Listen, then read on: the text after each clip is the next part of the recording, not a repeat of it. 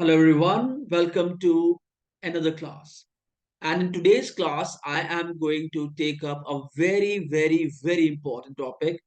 And this topic is not only important for 11th grade students, it is equally important for 12th grade students and for the entrepreneurs who are aspiring to start their own venture.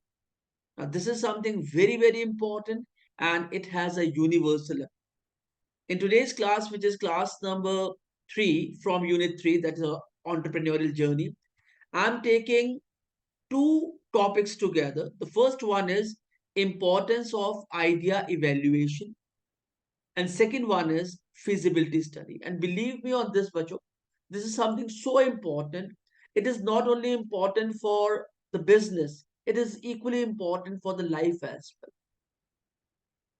When I was, working on the content for you students, I was realizing that how important it is to evaluate the ideas that you are creating and going for feasibility study of the process that you are undertaking.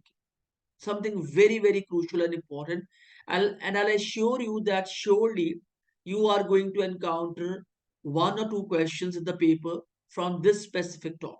So please pay utmost attention and try to focus on what I'm sharing with you, because it is going to provide you with a very good percentage of marks. So let's start today's class. Importance of idea evaluation plus feasibility study. These are the points under discussion. I'm going to take up 4 points today. The first point is importance of evaluating ideas. Second point is feasibility study. Third point is types of feasibility. Fourth point is features of feasibility.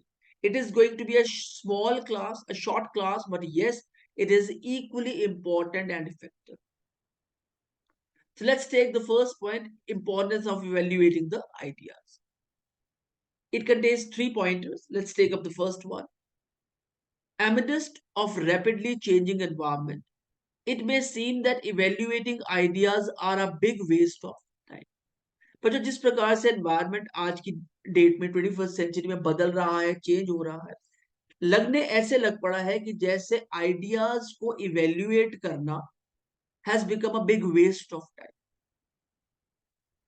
जो लोग जल्दबाजी में है ना, दो people those who are in hurry sickness, it is something valuable for them, that we generate ideas, but we do not have time to evaluate those ideas, whether those ideas are strong or those ideas are weak. Pay attention on this. There's something very crucial and important. These are the important lines. I'll just mark them for you students.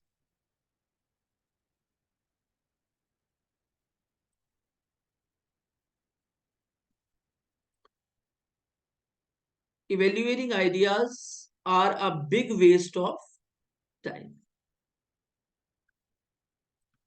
One may think that if one takes time to evaluate one's entrepreneurial ideas, one will miss the quickly closing window of opportunity. लोगों को लगता है अगर मैं अपने idea को evaluate करने के लिए वक्त निकाल लूंगा, तो जो अपॉर्चुनिटी की विंडो है वो शायद मेरे लिए क्लोज हो, जल्दी जल्दी हर काम जल्दी जल्दी. और बच्चों को पता है कि जल्दबाजी का परिणाम क्या है. Be calm, be in control, and fully justify the work that you have undertaken. Third point. However, there are good reasons why idea evaluation is an important step. और ये भी हम अवॉइड नहीं कर सकते कि आइडिया इवेल्युएशन कितना महत्वपूर्ण है, कितना इंपॉर्टेंट है. Important step in researching the ventures feasibility.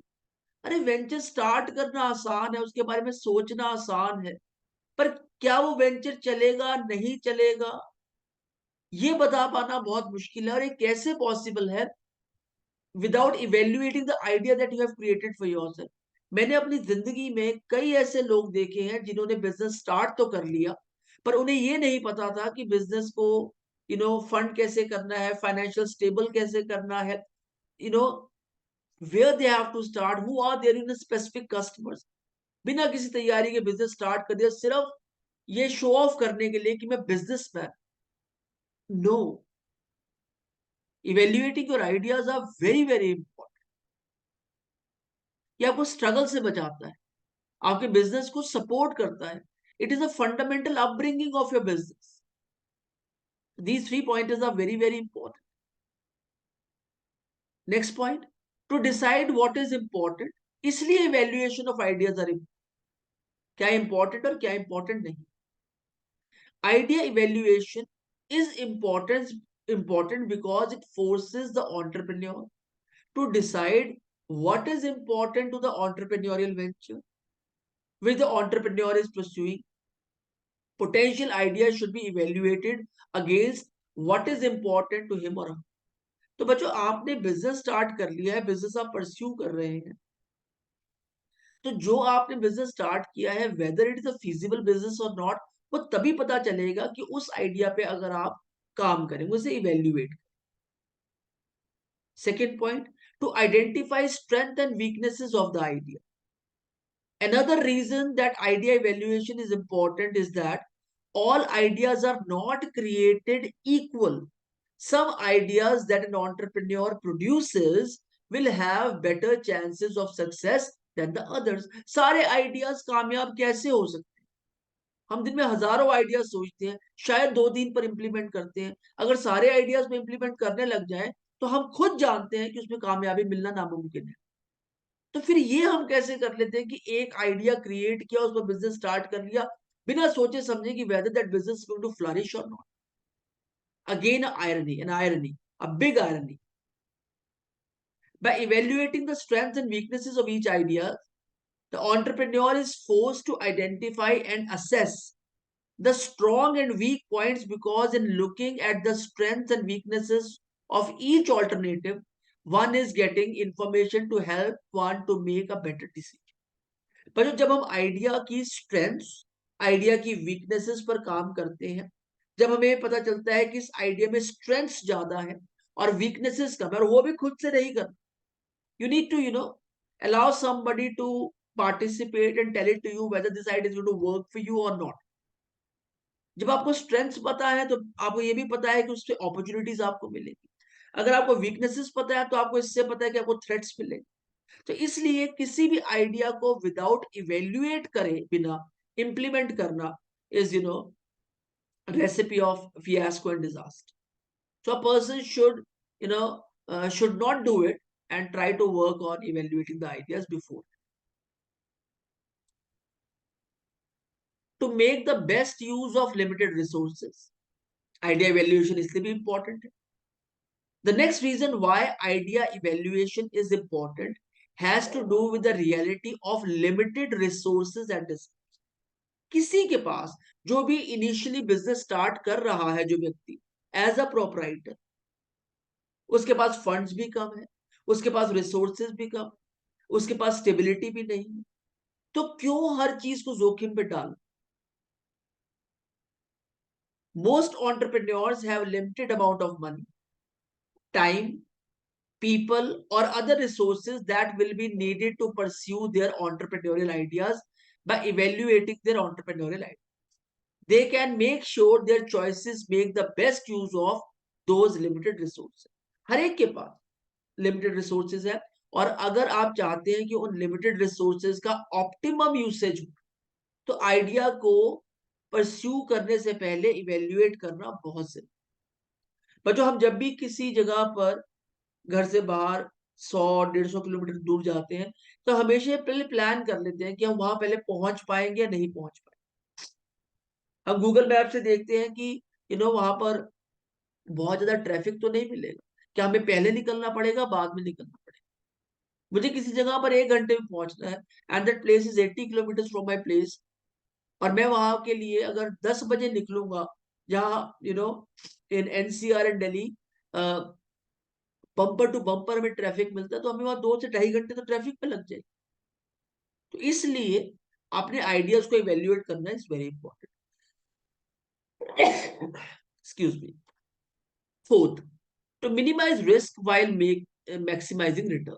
Idea evaluation इसलिए भी इंपॉर्टेंट है ताकि आप रिस्क को मिनिमाइज कर सके और रिटर्न्स को मैक्सिमाइज कर सकते। The final reason why idea evaluation is important has to do with the desire to minimize risks while maximize return. Naturally, one does not like to have the least uncertainty while getting the largest payback from entrepreneurial decisions and actions. तो कोई भी नहीं चाहता कि उसके पास risk ज्यादा हो और रिटर्न्स कम हो। हर कोई ये चाहता है मैंने बिजनेस स्टार्ट किया है तो मेरे पास रिटर्न्स ज्यादा हो और risk come. An entrepreneur puts in the efforts and evaluate potential entrepreneurial ideas. There is an opportunity to minimize the level of risk exposure while maximizing the possible amount of payoff return. और जो entrepreneurs अपने ideas को generate करने के बाद उस पर वक्त लगाते, उसे क्रॉस चेक करते, उस पर एनालिसिस करते, दूसरों से रेफरेंसेस लेते, चीजों को सिंथेसाइज करते, इंटीग्रेट करते, ऑर्गेनाइज्ड एफर्ट्स लगाते हैं, सिंगल माइंडेड डिवोशन लगाते हैं, तो आउटकम क्या है? Peerless productivity. ऐसी प्रोडक्टिविटी जिससे आपको सिर्फ रिटर्न्स मिलेंगे। आप किसी भी लक्ष्य को बिना सोचे समझे अचीव करने का प्रयास करेंगे तो आप उसे नहीं कर पाए। तो कभी भी आपने कुछ भी काम करना है तो आपको इवेल्युएशन करनी बहुत इंपॉर्टेंट है कि भैया उस काम तक पहुंचा कैसे जाए, उसे करना कैसे। तभी कहा जाता है you need to read books, you need to get in touch with people. आपको पूरा नेटवर्क बढ़ाना पड़ेगा ताकि आपको पता चले कि you are not the only person who is aware about everything. There are certain other people those who are aware, और उनसे राय लेना बहुत जरूरी। Are you getting it? So idea evaluation should not be taken lightly, because if it is taken lightly, it is going to generate a crisis, which I believe is going to convert into disaster, and then it is a cause of irrecoverable loss. Irrecoverable loss. Let's move on to the next point. Feasibility study. Feasibility study क्या है बच्चों? कि कोई भी business आपने start किया, क्या उसके कामयाब होने की पॉसिबिलिटी है? Feasibility is possibility. क्या वो काम पॉसिबल हो सकता है?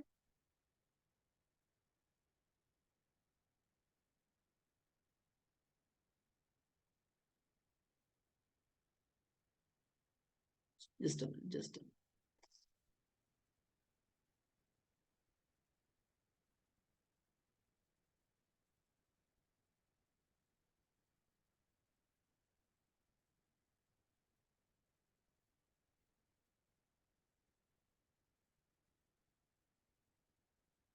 Possibility study.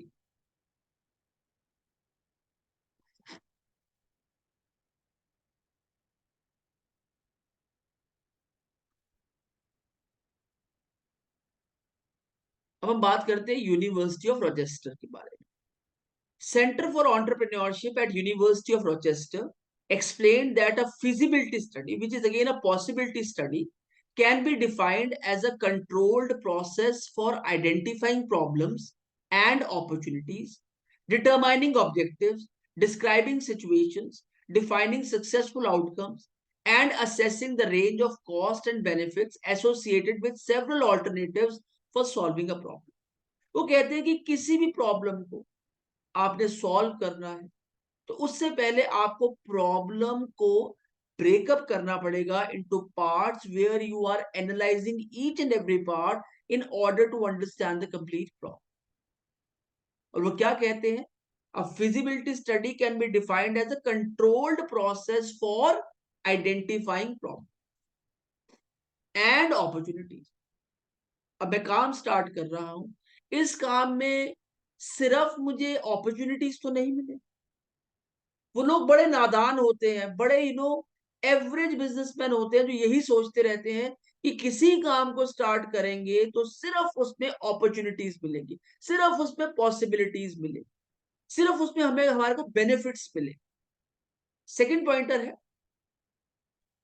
Identifying problems and opportunities, determining objectives. आपने अचीव क्या करना है इस business?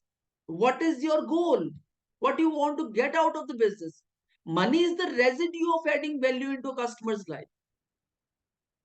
Describing situations, in under what situations you are doing the business. Defining successful outcomes. अब सक्सेसफुल आउटकम आपके लिए सिर्फ पैसा है या आपका नेम फेम मार्केट स्टेबिलिटी है, वो भी आपको डिफाइन करनी पड़ेगी. Defining successful outcomes and assessing the range of costs and benefits associated with several alternatives for solving a problem. कितनी कॉस्ट इन्वॉल्व है, क्या बेनिफिट्स एसोसिएटेड है with the problem that you are dealing, right. तो किसी भी problem को अगर आपने सॉल्व करना है, you need to understand the problem. और प्रॉब्लम अंडरस्टैंडिंग तभी होगी when you are paying utmost attention on complete problem from beginning till end. For example, there is a big problem that you have to solve and you cannot solve it in a day. What you have to do? You have to break that problem into equivalent parts. आप equal parts में उस problem को break करेंगे, picking up one part at a time, understanding that part, and then integrating all those 10 parts together to understand the big problem. बच्चों, एक बड़ी मजे की बात है कि लोग सिर्फ 10% अपना ब्रेन इस्तेमाल करते हैं प्रॉब्लम को अंडरस्टैंड करने में, और 90% they use their brain to solve that problem. Whereas if it becomes other way around, अगर आप 90% टाइम प्रॉब्लम को अंडरस्टैंड करने में लगाएंगे, फॉर एग्जाम्पल एक प्रॉब्लम को आपको 1 घंटे में सॉल्व करना है, और अगर आप उस प्रॉब्लम को समझने के लिए, अंडरस्टैंड करने के लिए, क्लैरिटी के लिए आप 50 मिनट लेते हैं, चल assure you can solve that problem in 10 minutes. But vice versa, अगर आप सिर्फ 10 मिनट में जल्दी जल्दी में अपने पास्ट एक्सपीरियंसेस के बेस पे उस प्रॉब्लम को अंडरस्टैंड कर लेते हैं, तो I believe you are going to take you know 2-3 hours to solve that problem, and generally this is what is happening. तो यूनिवर्सिटी ऑफ रोचेस्टर कह रही है कि भैया बिजनेस स्टार्ट करना is easy, but understanding business, it's relatable problems, relatable solutions, relatable objectives, relatable cause, relatable outcomes is equally important. आप ये नहीं कह सकते कि just starting business is the only cause of my life. ये नहीं हो सकता. पार्ट एंड पार्सल आपको साथ लेके चलने पड़े. Okay, moving on to the next point. Further few points are there. The information gathered and presented in a feasibility study will help the entrepreneurs to. जब एक किसी भी काम की feasibility study की जाती है, तो entrepreneurs को बहुत सारी बातें पता चलती है. Few are list in detail all the things they need to make the business work. पहली चीज है, वो सारी चीजें उनको पता चल जाती है. देखिए कितना important point. It's a pointer of the day, I believe. List in details all the things they need to make the business work. अब भैया बिजनेस को चलाने के लिए जो जो काम आपको करने पड़ेंगे वो आपको तभी पता चलेंगे अगर आप उस बिजनेस की फिजिबिलिटी स्टडी करवाएंगे. भाई क्या क्या काम करने हैं मुझे बिजनेस को सक्सेसफुल करने के लिए. अब आपने कई बार ऑब्जर्व किया होगा, मेहनत करिए, ठीक है मेहनत कर ली, but if you do not know in which direction you have to work hard, actually you are working in a wrong direction and outcome is going to be a fiasco then. Second point, identify logistical and other business related problems and solutions.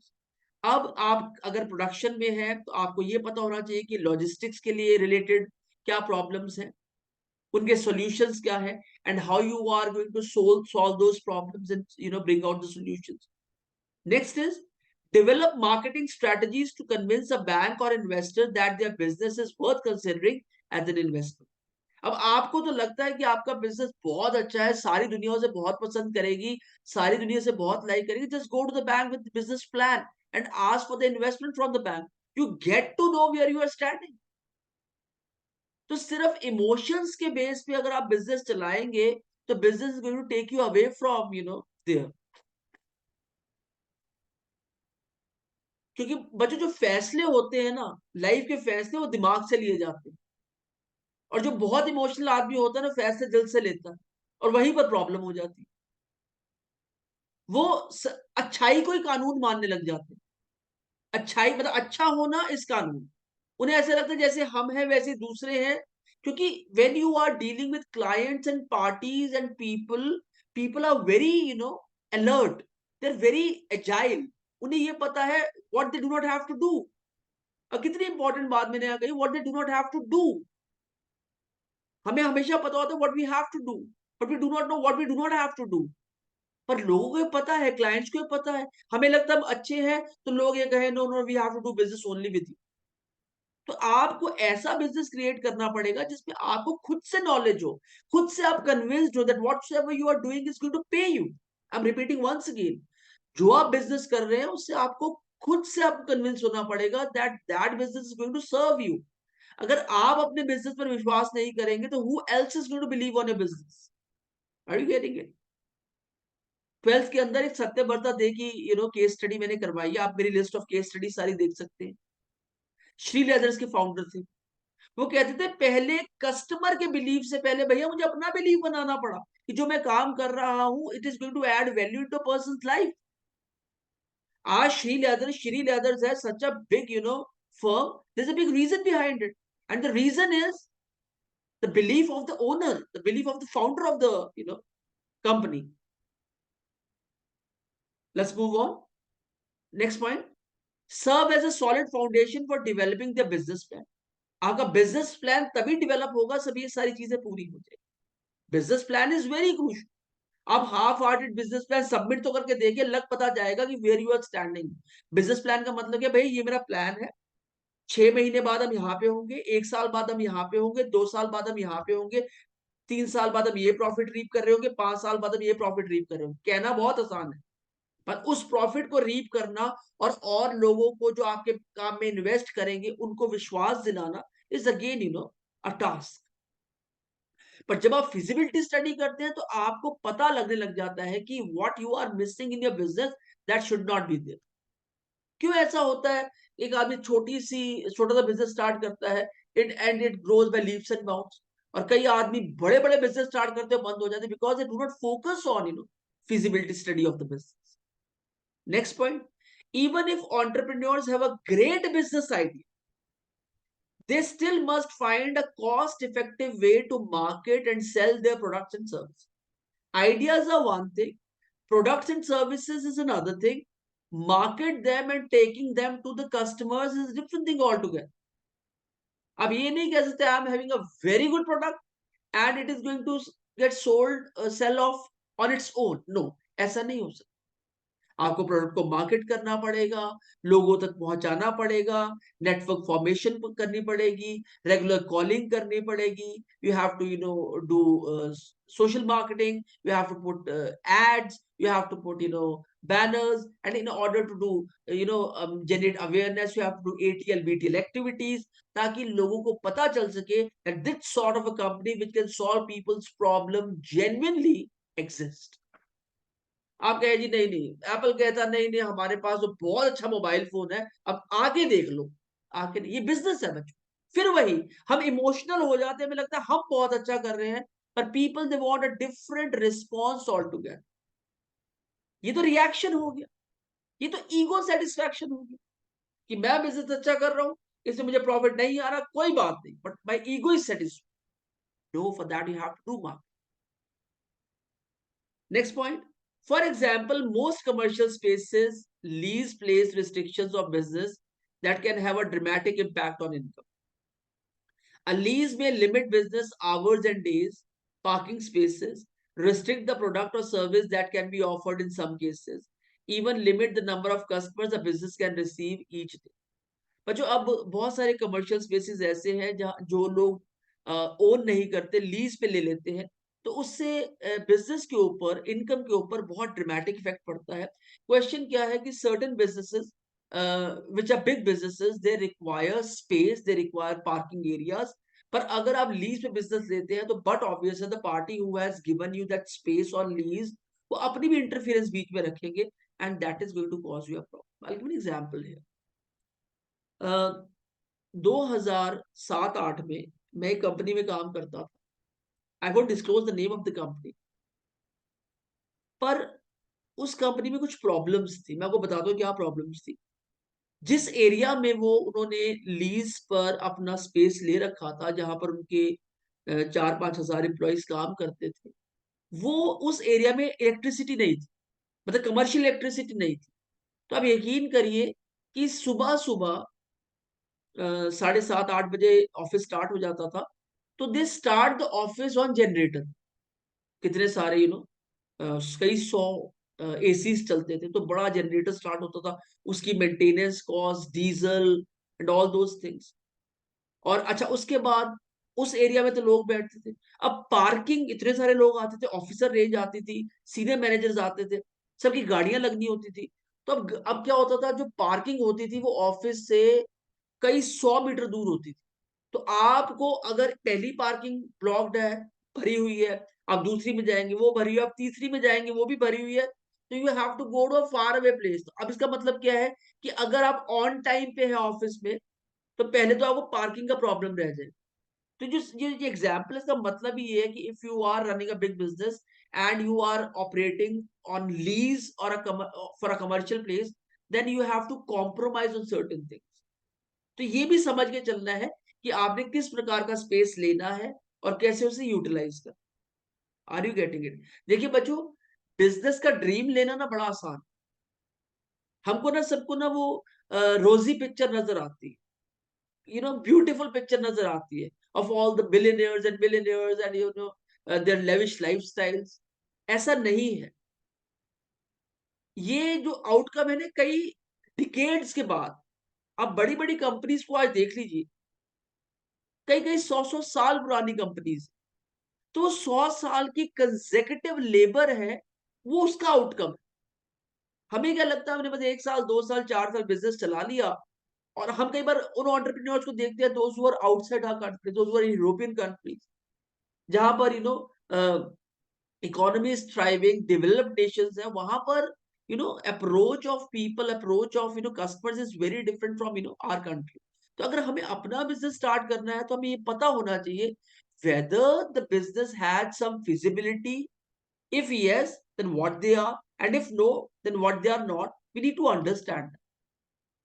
खामखा अपना पैर कुल्हाड़ी पर मारना, और अपने आप को problem में लाना is not recommended. Now let's take type of feasibilities. Very very important, बहुत important point. कहाँ कहाँ feasibility check करनी? Market feasibility includes a description of the industry, current market, anticipated future, market potential, competition, sales projection, potential buyers, etc. अब पहले तो आपने ये देखना है कि आप मार्केट के हिसाब से काम कर भी रहे हैं, सेट है भी या नहीं। जो काम आपने स्टार्ट किया है, क्या उसकी करंट मार्केट में वैल्यू है? क्या ऐसा तो नहीं कि हर कोई वही काम कर रहा है और आप भी उसमें लग गए हैं बीच में? 100 आदमी एक मार्केट में वही काम करे, तो 101 पे आप हो गए, तो आपका प्रॉफिट है ना 100 लोगों में बट के मिलेगा। एंटिसिपेटेड फ्यूचर, क्या फ्यूचर देखते हैं आप इसमें? Market potential, what are the possibilities in the market ahead? क्या पॉसिबिलिटीज आपको नजर आती है अपने बिजनेस में? Competition, do you know your competition, और you are blind to your competition?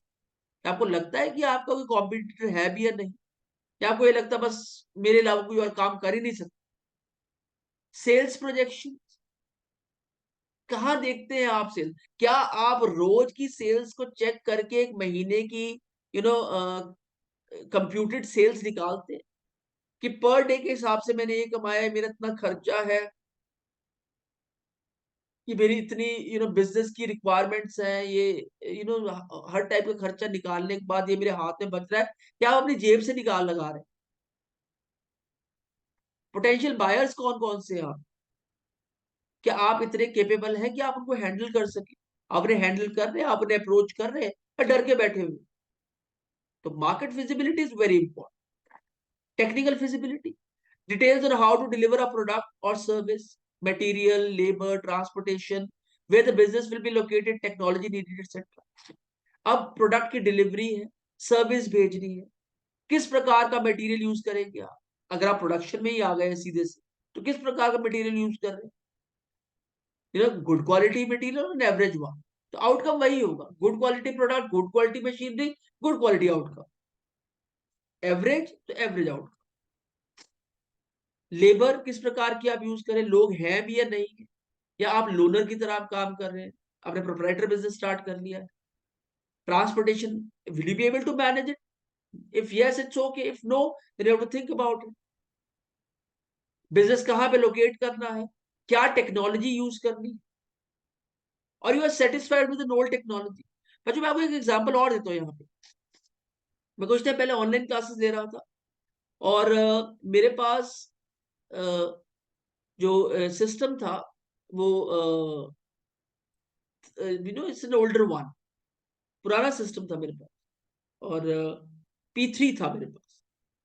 और अभी जब मैं उस सिस्टम को यूज करता था तो कई बार है ना वो लैग करता था एक्टिविटी करते हुए, और कई बार मेरी क्लासेस में ना I have to restart my class, तो वो 5-10 मिनट लग जाते थे। One day I change my system to P7, or you can see the difference is out there. So you are at par with the technology need of your business or not? या आपको लगता है कि भाई जैसे भी आप खींचोगे काम चल जाए? मैं कंपनी में कंसल्टेशन देता हूँ, मैं वहां पे गया तो कुछ टाइम पहले ना मुझे एमडी ने अपने वर्क जो वहां पे एम्प्लॉयज का जो एरिया था, he took me over there on that floor. तो सबके पास है ना पता नहीं 10-10 साल पुराने सिस्टम्स थे। तो मैंने कहा सर आप ये क्या कर रहे हैं? तो ये तो बच्चे तो ये तो आधा टाइम तो सिस्टम से लड़ने में लगा देंगे। तो कहते नहीं नहीं ये तो बहुत इन्वेस्टमेंट हो जाएगा। मैं you have to do it, otherwise you lose your game in the market. और यही हुआ, उन्होंने मेरी बात मानी, उन्होंने सिस्टम्स अपग्रेड किए, and they are back on track. तो technical feasibility is also very important. अब आप 5G के जमाने में 2G फोन या 2G यूज करेंगे तो it is not to work for you. Financial feasibility, projects, how much startup capital is needed. अरे भैया आपने बिजनेस स्टार्ट करना है, इनिशियली आपने वो चीज बना के कस्टमर को देनी है जो जिसका पैसा आपने कस्टमर से लेना है। तो क्या वो बनाने में के लिए पैसा है आपके पास? सोर्सेस ऑफ कैपिटल, पैसा कहां से मिलेगा आप? Who will be the source of that capital? Returns on investment, ROI आपका क्या रहेगा? अगर आप 100 रुपया लगाते हैं तो क्या आप उसमें से 40-50 रुपए कमा पा रहे हैं, या 100 रुपया लगा के आप उसमें से यू नो नेगेटिव प्रॉफिट्स पे काम कर, आप बल्कि पैसा लूज कर। Organisational feasibility defines the legal and corporate structure of the business. Business आज बच्चों रिकमेंडेड यही है कि आप बिजनेस अंडर स्कैनर करें, आप प्रॉपर उसे रजिस्टर करवाएं, कॉर्पोरेट स्ट्रक्चर फॉर्म करें, so that whatever you are doing is under the scanner. और आपको मेंटली एक ना फ्रीडम लगे कि भैया मैं according to the norms of the government I am doing the business. तो एक तरफ से आप मेंटली फ्री ना, I just have to focus on business. अब आपने बिजनेस भी कर लिया, वहां से आपको बिजनेस भी चलाना है, वहां से आपको ये भी देखना है दैट इज अनलॉफुल इलेजिटिमेट, तो इसको अब मैं कैसे फर्दर चलाऊंगा। तो वो दोनों स्ट्रेस ना is going to put a very big suffering cost on the business. आप दोनों स्ट्रेस साथ लेकर काम नहीं कर सकते। तो organisation feasibility defines the legal and corporate structure of the business, may also include professional background information about the founders, what skills they can contribute to the business। तो क्या being founders of the organization, क्या आपके पास वो skill sets हैं कि आप अपनी organisation start करें तो उसमें वो इनपुट डाल सके। तो मुझे इसी प्रकार से market feasibility is very important, technical feasibility is very important, financial feasibility is very important, and organisation feasibility is equally important. तो हम इसको एक एक्रोनिम दे देते हैं यहाँ पे, MTFO। MTFO,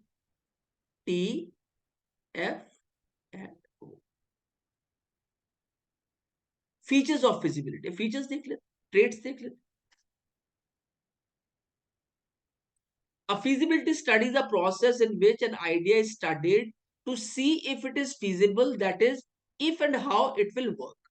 So how will idea work? ये कैसे पता चलेगा? With the help of feasibility study. Very, very important. A comprehensive feasibility study looks at the entire structure, needs and the operation of the business. तो आप जब भी feasibility study कराएंगे तो आपके पूरे स्ट्रक्चर को, किस प्रकार से आप बिजनेस चला रहे हैं, किस प्रकार का बिजनेस है, उसकी क्या क्या रिक्वायरमेंट्स है, और आप बिजनेस में सेल्स कैसे करेंगे वो आपको पता हो। A limited or project feasibility study looks at one specific task, program, idea or problem. और एक जो लिमिटेड फिजिबिलिटी स्टडी है वो एक ही चीज पर देखेगी, स्पेसिफिक टास्क पे, द आइडिया और the problem which the business has to follow. A limited or project feasibility study looks at one specific task, program, idea or problem. Next point. A feasibility study looks at both the sides, considering advantages and disadvantages and troubleshoots potential problems. तो ये आपको बताएगी कि भैया इस business में आपके पास क्या क्या एडवांटेजेस हैं, क्या क्या डिसएडवांटेजेस हैं, और जो भी पोटेंशियल प्रॉब्लम्स हैं उनको पहले से ही आपको आगाह कर दे कि भैया ये प्रॉब्लम्स आ सकती है, ध्यान से काम करना. और आपको नहीं जी नहीं, मैं तो आंखें बंद की हुई है, मुझे तो प्रॉब्लम नजर ही नहीं आ रही, तो प्रॉब्लम ही आपको आकर जगाएगी. A feasibility study is not a business plan but serves as a foundation for developing a business plan.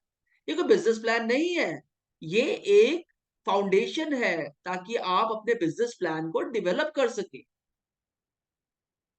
It's a VIP point, very important. Again, these are VIP points, very important points, very important points. A market feasibility study is not a marketing plan, but studies markets and market potential and can be used to support and develop marketing plan. तो बच्चों, इससे ना आपका business plan develop होता है, बल्कि इससे आपका मार्केट करने का मार्केटिंग प्लान भी डेवलप. जब आपको रियलिटी पता चलता है ना, अरे ये है मेरा बिजनेस और मैं इसको यहां तक लेके जा सकता हूं, तो आपको लगता है oh, now this is what I was missing. मैं भी कहूं कि इतनी मेहनत के बाद भी रिजल्ट्स क्यों नहीं आ रहे, because you are not working on the possibilities of your business. आप डर डर के बिजनेस कर रहे हैं. कभी आप ना वो बिजनेस देखिए जो बिजनेस ग्रो कर रहे हैं, कर चुके हैं. आप स्पीड देखिए लोगों के काम करने की. लोगों को नींद नहीं आती रात. They work 24/7/365. आपको पता है, मैंने कई बार देखा 3 बजे कई लोग उठ के फ्लाइट पकड़ के दूसरे देश चले जाते हैं, जिनके बिजनेस चल रहे होते हैं. और जिनके बिजनेस नहीं चल रहे होते ना, वो 1 बजे सोकर उठेंगे और फिर कहेंगे ओ आप आज तो नींद पूरी नहीं हुई. ये बिजनेस चलने का वो है, पर चलता कैसे है? When you have a pre planning for that. जब आप अपने बिजनेस पे काम कर रहे हैं, बिजनेस फिर आपके लिए काम करेगा. उसको आप ब्रिंगिंग तो करें, उसे फाउंडेशन उसकी बनाए. सिर्फ कहने से मैं बिजनेस कर रहा हूं, business is not going to work. In addition to a business plan, an investor or lending institution may require the submission of a feasibility study.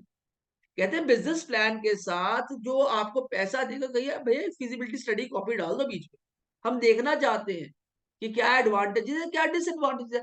आप गए कि मैं बिजनेस स्टार्ट कर रहा हूं, आप पैसा डाल दीजिए, इसमें कोई डिसएडवांटेज नहीं है. The first disadvantage is this, before considering the request for the capital. अब बच्चों, a good outline for a feasibility study is क्या क्या होता है.